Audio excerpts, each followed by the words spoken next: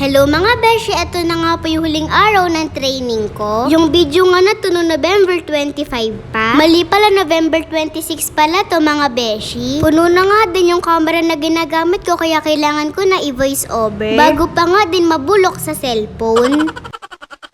Kinabukasan na nga po yung araw ng laban ko. Iniwan ko nga muna yung bag ko sa room. Bumili nga ako sa kantin ng fried rice. Shoutout nga po dito sa magaganda kong followers. Natutuwa nga po ako sa mga ka-schoolmate ko dahil pag nakita nga po nila ako, sasabihin nga po nila, "Hello, Beshi Botea." Bago nga umuwi si mama, inatid nga po niya ako kung saan ako magte-training. Binigyan na nga din po ako ni mama ng 50 pesos pang snack ko. Naka-small bag nga ako dahil maghapon nga po yung training ko mga beshi. Kinagabihan, umalis nga kami. Fiesta nga po sa kabilang baryo namin. Maaga nga po kami nagsara ng tindahan para makalibot. Nakabag pa nga kami ni Ate, nakala mo namang maraming laman. Nagsimba nga po muna kami bago maglibot mga beshi. Walang hanggang pasasalamat po, Ama. Ang aming Panginoong Jesucristo. Pagkatapos nga na mesa, naglibot na nga kami. Nakakita nga po si Atina neto Squid Game daw. Kundi nga po ako nagkakamali, dalgona hindi nga po yung tawag dito. Shoutout nga po sa dalawang bata na to, nakilala ako. Pumuso nga po yung dalawang mata ko dito sa pink short. Kaya naman uminto kami para isukat to kung kasya sa akin. Kasya na nga sa akin yung mga free size sa damit, short pang adult. Kaya naman binayaran ko na nga po mga beshi. Bumili nga din po si mama ng isa. Para natin na.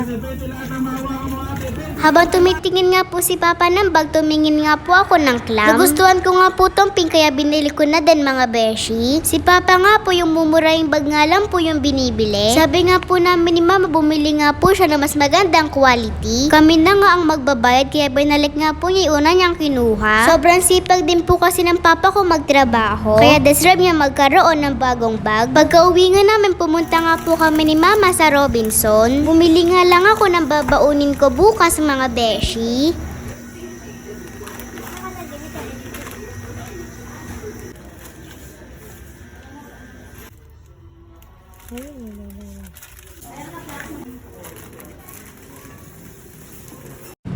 Dumaan nga po kami sa ihawan, bumili nga po ako ng paa. Habang nakasala nga po binili namin, nakita ko nga po yung classmate ko. Nagmaritesan nga muna kami.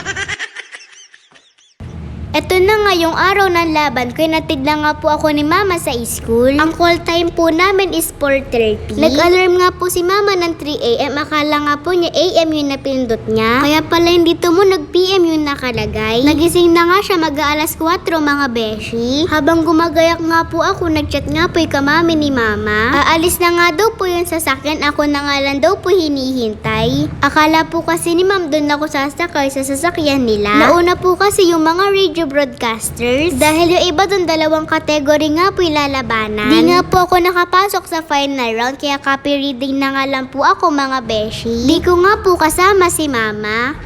First time ko nga lang po aalis ng mag-isa. Sa pulilan nga po kami lalaban mga beshi. Di nga pala ako nanalo. Pero okay lang, na-experience ko naman pong lumaban ng PSPC Provincial School Press Conference. Thank you po sa coach ko kay Ma'am Divine. Next year po ulit.